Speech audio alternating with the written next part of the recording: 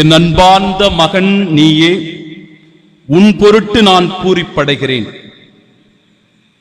ஆண்டவருடைய திருமுழுக்கு பெருவிழாவிலே திருமுழுக்கு பெற்றிருக்கிற நம் ஒவ்வொருவருக்கும் இந்த நாளினுடைய வாழ்த்துக்களையும் ஆசீர்வாதங்களையும் உரித்தாக்கிக் கொள்கிறேன். அன்பிற்குரியவர்களே, இந்த மறைவுரை கத்தோலிக்க கிறிஸ்தவர்களுக்கு சில தெளிவுகளை கொடுக்கும் என்கிற நம்பிக்கையிலே இந்த மறைவுரை ஆற்றப்படுகிறது. அன்பிற்குரிய சகோதர சகோதரிகளே, தயவு செய்து நம்முடைய பிரிவினை சபை சகோதர சகோதரிகளிடம் தர்க்கம் செய்யாதீர்கள், விவாதம் செய்யாதீர்கள். யார் உயர்ந்தவர்கள், யார் சிறந்தவர்கள் என்கிற தர்க்கமும் விவாதமும் நமக்கு வேண்டாம். அது நிச்சயம் ஒருபோதும் நம்முடைய விசுவாசத்தை வளர்க்காது. ஆண்டவருடைய ஆசீர்வாதங்களை, அருளை நமக்கு பெற்றுத் தராது. எனவே நாம் கொண்டிருக்கிற விசுவாசத்தில், நாம் கொண்டிருக்கிற நம்பிக்கையில், நாம் ஏற்றுக்கொண்டிருக்கிற மீட்பர் மெசியாவில் முழுமையான நம்பிக்கை செலுத்தி விசுவாசத்தில் நம்முடைய வாழ்வினை மேன்மேலும் சிறக்கச் செய்வோம், வளரச் செய்வோம். பல கேள்விகளோடு, சந்தேகங்களோடு இந்த மறைவுரையை நான் துவங்குகின்றேன். ஏன் குழந்தை ஞானஸ்தானம்? முழுக்கு ஞானஸ்தானம் உண்மையானதா அல்லது கத்தோலிக்க ஞானஸ்தானம் உண்மையானதா? பெரியவனாக வளர்ந்த பிறகு ஞானஸ்தானம் கொடுத்தால் என்ன தவறு இருக்கிறது? இயேசு பெரியவரான போதுதானே திருமுழுக்கு பெற்றார் என்கிற கேள்வி வரும். இயேசுவுக்கு ஏன் திருமுழுக்கு? அவர்தான் பாவமே இல்லாமல் பிறந்தவராயிற்றே என்கிற கேள்வியும் உண்டு. ரட்சிக்கப்படுவதற்கு முழுக்கு ஞானஸ்தானம் அவசியம் தேவையா? முழுக்கு ஞானஸ்தானம் பெறாதவர்கள் எல்லாம் ரட்சிக்கப்படவில்லையா? தந்தையே, இவற்றிற்கான பதில்கள் என்ன என்கிற பல குழப்பங்களோடு இந்த திருமுழுக்கினை பற்றி நம்முடைய கத்தோலிக்க கிறிஸ்தவர்களுக்கு எழுவது உண்டு. ஆனாலும் சில விளக்கங்களை தருவதின் வழியாக, சில தெளிவுகளை தருவதின் வழியாக, அன்பிற்குரியவர்களே, விசுவாசத்தில் மேன்மேலும் நாம் வளர இது உதவியாக இருக்கும் என்பதனால் இந்த பெருவிழாவிலே இந்த மறைவுரையை ஆற்றுகிறேன். திருமுழுக்கு என்பது அருள் வாழ்வின் நுழைவாயில் என்று உரைக்கிறது நம்முடைய தாயாம் திரு அவை. அருளை நாம் பெற்றுக் கொள்வதற்கான நுழைவாயில் என்றால் அது இந்த திருமுழுக்கு தான். எல்லா அருட்சாதனங்களின் தலைமையாக இருப்பது இதோ இந்த திருமுழுக்கு என்கிற அருட்சாதனம். ஒவ்வொரு அருட்சாதனத்தை நாம் பெற்றுக் கொள்வதற்கு உறுதுணையாக முதலில் இருப்பதே, அன்பிற்குரியவர்களே, இந்த திருமுழுக்கு தான். காரணம், இந்த திருமுழுக்கு பல ஆசீர்வாதங்களை ஒரு மனிதனுக்கு கொண்டு வருகிறது. குறிப்பாக 5 ஆசீர்வாதங்களை ஒவ்வொரு திருமுழுக்கு பெற்றுக் கொள்ளுகிற மனிதரும் அவற்றை பெற்றுக் கொள்ளுகிறார். திருமுழுக்கு பெற்றுக் கொள்ளுகிறவர்கள் கடவுளுடைய பிள்ளையாக மாறுகிறார்கள். ஆண்டவருடைய பிள்ளை என்கிற அங்கீகாரமானது ஒவ்வொரு முறையும் இந்த திருமுழுக்கிலே அது கொடுக்கப்படுகிறது. கடவுளுடைய மகனாக, மகளாக நாம் அங்கீகரிக்கப்படுகிறோம். இரண்டாவது, ஆண்டவர் இயேசு கிறிஸ்துவனுடைய மீட்பிலே நாம் பங்கு பெறுகிறோம். ஆண்டவர் இயேசு கிறிஸ்து நமக்காக பாடுகளை ஏற்றுக்கொண்டார், நமக்காக துன்பப்பட்டார், கொடுமையான சித்திரவதைகளுக்கு உள்ளாகி இதோ கல்வாரி மலையிலே தன்னையே ஒப்பு கொடுத்த அந்த ஆண்டவரிடத்தில், அன்பிற்குரியவர்களே, நாம் கையளிப்பதின் வழியாக அவருடைய மீட்பில் நாம் பங்கு பெறுகிறவர்களாக மாறுகிறோம். மூன்றாவது, என் அன்பிற்குரியவர்களே, நாம் பெற்றுக் கொள்ளுகிற ஆசீர்வாதம், ஆண்டவர் இயேசு கிறிஸ்து எவ்வாறு புறாவடிவிலே தூய ஆவியானவருடைய வல்லமையை பெற்றுக் கொண்டாரோ அதே அற்புத நிகழ்வானது ஒவ்வொரு திருமுழுக்கின் போதும் நாமும் தூய ஆவியாரால் முற்றிலும் ஆட்கொள்ளப்படுகிறோம், தூய ஆவியை பெற்றுக் கொள்ளுகிறோம், பரிசுத்தமாகிறோம் என்பதை உணர்ந்து கொள்ள வேண்டும். நான்காவது ஆசீர்வாதம், நம்முடைய ஆதி பெற்றோரான ஆதாம் ஏவாள் செய்த அந்த பாவமானது ஒவ்வொரு பிள்ளையிலும் அது தொடர்ந்து கொண்டே இருக்கிறது. எனவே இந்த திருமுழுக்கின் போது நம்முடைய பாவ கரையானது கழுவப்பட்டு நாம் தூய்மையாகிறோம், ஜென்ம பாவத்திலிருந்து நாம் விடுதலை பெறுகிறோம். என் அன்பிற்குரியவர்களே, இந்த உன்னத ஆசீர்வாத நிகழ்வும் நடக்கிறது. ஐந்தாவது, தாயாம் திரு அவை, அகில உலக கத்தோலிக்க திரு அவையினுடைய உறுப்பினராக கூடிய உன்னத பாக்கியமானது இதோ இந்த அருட்சாதனத்தின் வழியாக நாம் பெற்றுக் கொள்கிறோம். ஆம் என் அன்பிற்குரியவர்களே, இப்பேற்பட்ட உன்னதமான பாக்கியங்களை நிறைந்ததுதான், ஆசீர்வாதங்களை உடையதுதான் இந்த அருட்சாதனம், இந்த திருமுழுக்கு. இது பல நேரங்களில் பல நிலைகளில் அன்பிற்குரியவர்களே நம்முடைய பிரிவினை சபை சகோதர சகோதரிகளோடு நாம் ஒப்பிட்டு பார்க்கும் போது நாம் பல தெளிவுகளை உணர்ந்து கொள்ள வேண்டும், பெற்றுக்கொள்ள வேண்டும். பிரிவினை சபை சகோதர சகோதரிகளுக்கு இறைவார்த்தை மட்டுமே மிக மிக முக்கியமானது. இறைவார்த்தை தான் அவர்களுக்கு எல்லாமே. இறைவார்த்தையை தவிர்த்து வேறொன்றையும் அவர்கள் உற்று நோக்க மாட்டார்கள். மற்றவற்றில் இருக்கிற உண்மையை புரிந்து கொள்வதோ அல்லது அவரை ஏற்றுக்கொள்வதோ தயக்கம் காட்டுவார்கள். ஆனால் கத்தோலிக்க கிறிஸ்தவர்களுக்கு அப்படி அல்ல. இறைவார்த்தை மிக மிக முக்கியமானது. அதே நிலையில் நம்முடைய பாரம்பரியமும் மிக முக்கியம் என்பதை நாம் உணர்ந்து கொண்டிருக்கிறோம். காரணம், நம்முடைய மூதாதையர்கள் என்ன ஒரு வழிமுறையை பின்பற்றினார்களோ, எதை நம்பினார்களோ, விசுவசித்தார்களோ, அதை ஒவ்வொரு பிள்ளைகளுக்கும் கற்றுக் கொடுப்பதின் வழியாக இதோ நாமும் அதே விசுவாசத்தில் வளர்ந்து கொண்டிருக்கிறோம், அதே நம்பிக்கையில் நாமும் வளர்கிறோம் என்பதை எடுத்து கூறுவதுதான் நம்முடைய பாரம்பரியம். அந்த பாரம்பரியத்தை நாம் பின்பற்றுகிறவர்களாக இருக்கிறோம். அன்பிற்குரியவர்களே, கத்தோலிக்க திரு அவையில் 73 புத்தகங்கள் அடங்கிய திருவிவிலியமானது இருக்கிறது. ஆனால் பிரிவினை சபை சகோதர சகோதரிகளுக்கு 63 புத்தகங்கள் தான் உண்டு. இவற்றையெல்லாம் நாம் உணர்ந்து கொள்ளும் போது நாம் பல நிலைகளில் தெளிவினை பெற்றுக் கொள்ள வேண்டும். பல விவாதங்களுக்கு, தர்க்கங்களுக்கு நாம் போகும்போதும் கூட தெளிவான முறையிலே அவர்களுக்கு எடுத்துக் கூற வேண்டும்.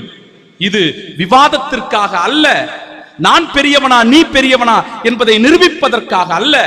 இது எந்த அளவிற்கு என்னுடைய விசுவாசத்தை வளர்க்கும், என்னுடைய நம்பிக்கையை வளர்க்கும், ஆண்டவருடைய அருளையும் ஆண்டவருடைய ஆசீரையும் எனக்கு பெற்றுத்தரும் என்பதில் தான் அன்பிற்குரியவர்களே நாம் மிக மிக முக்கியமும் கவனமும் செலுத்த வேண்டும்.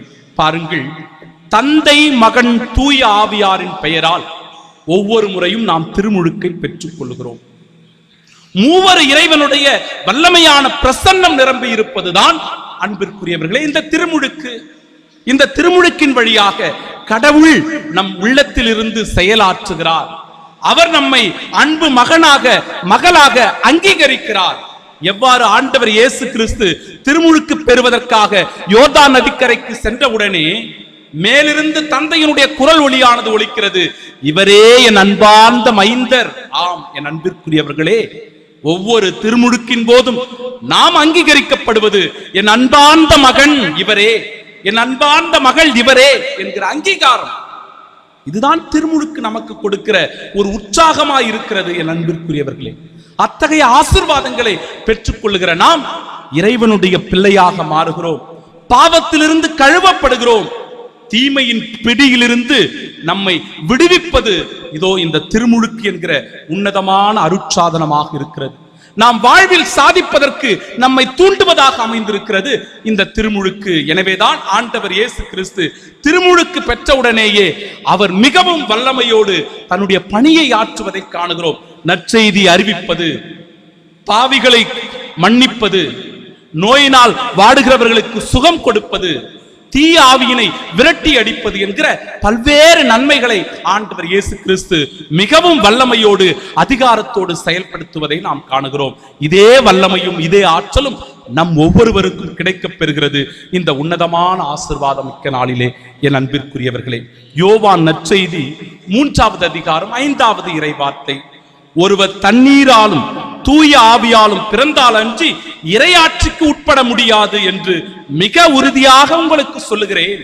நாம் ஒவ்வொருவரும் தண்ணீராலும் தூய ஆவியாராலும் மறுபிறப்பு அடைகின்றோம். அதுதான் திருமுழுக்கு என்கிற உன்னதமான அருட்சாதனத்தின் வழியாக நாம் பெற்றுக் கொள்கிற கொடை. மார்க்கு நற்செய்தி 16வது அதிகாரம் 16வது இறைவார்த்தை, நம்பிக்கை கொண்டு திருமுழுக்கு பெறுவோர் மீட்பு பெறுகின்றார்கள். ஆண்டவருடைய மீட்பானது நமக்கு கிடைக்கிறது நாம் திருமுழுக்கு பெற்றுக் கொள்ளும் போது. ஆம் அன்பிற்குரியவர்களே, பாவ மன்னிப்பு பெறுவதற்கும் பரிசுத்த ஆவியினை நாம் பெற்றுக் கொள்வதற்கும் பெரும் உதவியாக இருப்பது இந்த திருமுழுக்கு.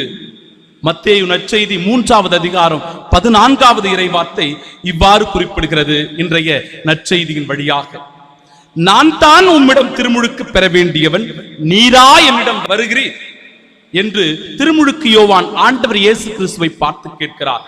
அப்பொழுது ஆண்டவர் இயேசுவும், இப்பொழுது விட்டுவிடும், கடவுளுக்கு ஏற்புடையவை அனைத்தையும் நாம் நிறைவேற்றுவதுதான் முறை என்று சொல்லுவதின் வழியாக இறைவனுடைய திருவுளத்தை, அவருடைய சித்தத்தை, திட்டத்தை நிறைவேற்றுவதுதான் மிக உன்னதமான பணியாய் ஆண்டவர் இயேசு கிறிஸ்து இந்த உலகத்திலே செயல்படுத்துகிறார்.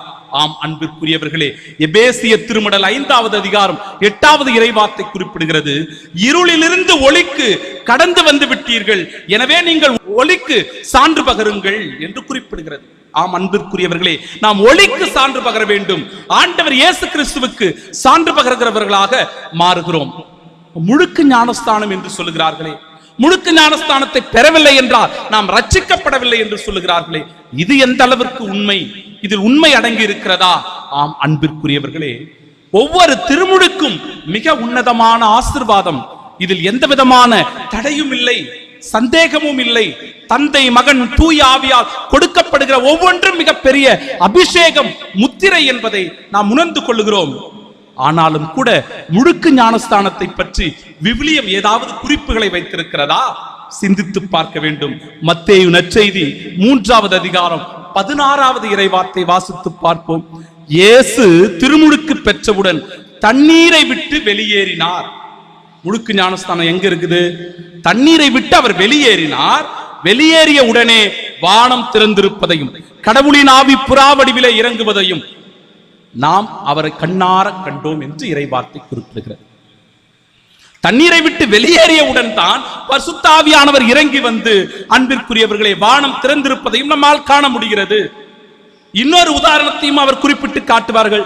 திருத்தூதர் பணிகள் 8வது அதிகாரம் 39வது இறைவார்த்தை, பிலிப்பு என்கிற இறை தூதுவன் வழியாக, இதோ எத்தோப்பிய நாட்டினுடைய அதிகாரி, அந்த அமைச்சர் எவ்வாறு திருமுழுக்கை பெற்றுக் கொண்டார், அவர் பெற்றுக்கொண்ட திருமுழுக்கு ஒரு முழுக்கு ஞானஸ்தானம் என்று அவர்கள் குறிப்பிடுவார்கள்.